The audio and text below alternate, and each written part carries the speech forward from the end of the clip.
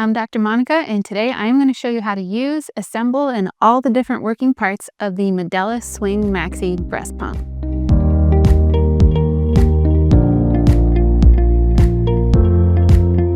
So the Medela Swing Maxi breast pump is one of many available breast pumps. This is one that I used to use when I was pumping at my office. Now, what I found to be an advantage of this is that it was a bit of a middle ground pump in convenience and in how well it worked. So some pumps work really well at expressing breast milk, really getting a lot of volume out and getting a lot done for the amount of time that you use them. But these are ones that tend to be plugged into the wall or have more of an inconvenience factor with them because they work better. Now, compare that to some of the ones that are very convenient, like ones that you actually place into your bra and are completely hands-free. These allow you to move about your day, do whatever you want to do. In my opinion, they don't work quite as well at completely emptying the breast or getting enough breast milk out. So what was nice about this pump being in the middle ground is that it did a great job at expressing breast milk, but it also allowed me to be at least not tethered to a wall. It was not as convenient as ones that you will place in your bra where you can completely move around and do whatever you want to do with it not even being that obvious that you have a pump in. It wasn't quite to that level of convenience, but it was a bit in between. So let's talk about the pump itself and all of its parts. So this is the motor of the pump. This is what is doing the work to drive the suction and create the pumping motion that is coming through these. So what's nice about this is it's not connected to anything. It's not plugged into a wall. It does have a charger, which you'll use, before you want to use it, you'll have it charged at home. It plugs into an AC outlet. It's two-prong, very easy, but you don't need that when you're using the pump. This is all that you actually need. You can use this to kind of hang it on something. I usually just have it out on a desk. It's small, doesn't take up a lot of room. These are the connecting tubes. So this is going to connect the actual pump. You can see there's an opening right here where this connects to. And then these ends will connect on to where you're going to set up your suction area. And it'll go one to each side.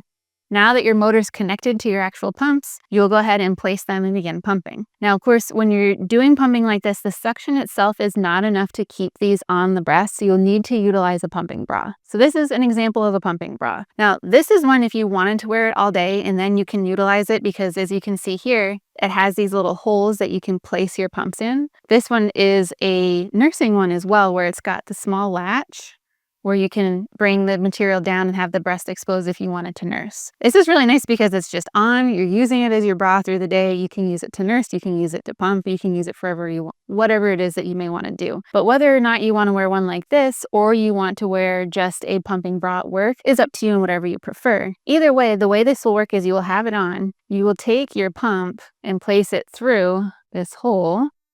So as you can see, this is going to actually hold it on. So you're not using your hands to be holding the suction on because the suction will not hold just based on the pump itself. So this allows it to stay on, and then this is enough between this and the suction. It will stay in place while you're pumping. Now, once you've got them set up, all you have to do is press buttons. So there are 4 buttons on here. You can see that this one at the top looks like there's some little drops. If you wanted to press this first, this creates like a shorter, more rapid suction to stimulate like a letdown. So this is more like when a baby first latches on and does a couple of suckles to try to get their feel for things. That's what this button does. You can also just go ahead and press the on button and just start pumping. And then these other 2 buttons will change the amount of intensity of the suction. So if at first it turns on and you want a little bit lighter, but then you want to increase the amount of suction, you can go up. Or if it's a little bit too much, you can always go down as well. Now, some more details about the pumps themselves. So this is the part that actually goes on the breast. There are different sizes of these that you'll see. It's noted, you may not be able to see this, but this is 24 millimeter. There are a couple of different sizes. When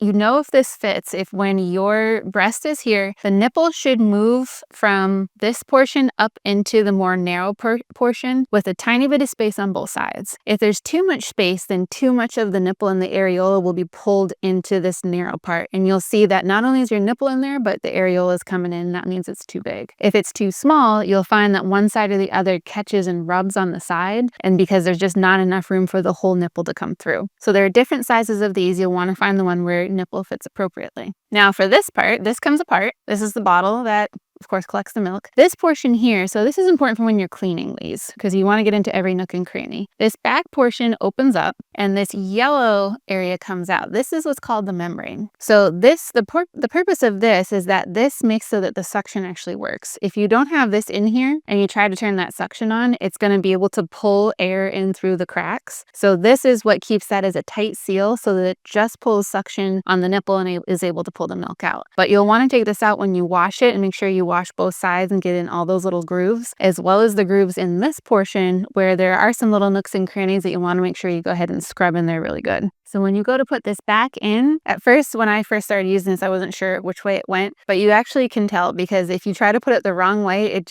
doesn't really latch itself in there. If you put it the proper way, the grooves fit in so that it's all flush against the surrounding grooves. And this makes a little bit of a cover over the bottom. And milk does touch this area on the bottom there as it comes through, which of course why you have to clean it really well. And then this part clicks down and you know it's in place and it's ready to go. So these are the newer portions of the breast pump compared to some of the older ones that I used to have, which I have one to show you to compare. So this is what they used to look like. Similar, of course, the main difference being that this was the area where the membrane exists, which is what keeps that suction on. And these are a little bit more flimsy. You had to replace them frequently. These I didn't replace at all. You can usually order different parts of the set if you need to replace something. Back in the day, we had to do this replacement. But if you have come across a pump that has this type, do make sure that this membrane here, it can come off. Make sure you get in and scrub all parts of this. This all comes apart and you want to get in and scrub all of that when you're cleaning. The newer Medela pumps don't have this old type and you can see it's a little bit harder to clean compared to this one with that nice big membrane. It's easy to take out and just go ahead and scrub and sterilize. So that's how to use this pump. It's really quite straightforward and easy. Once you get used to how the parts assemble and how they come apart to clean them and put them back together, you'll find that it's really minimal amount of pieces and it's easy to use. The main downside would be that, of course, if you're in the workplace or you're outside of the house,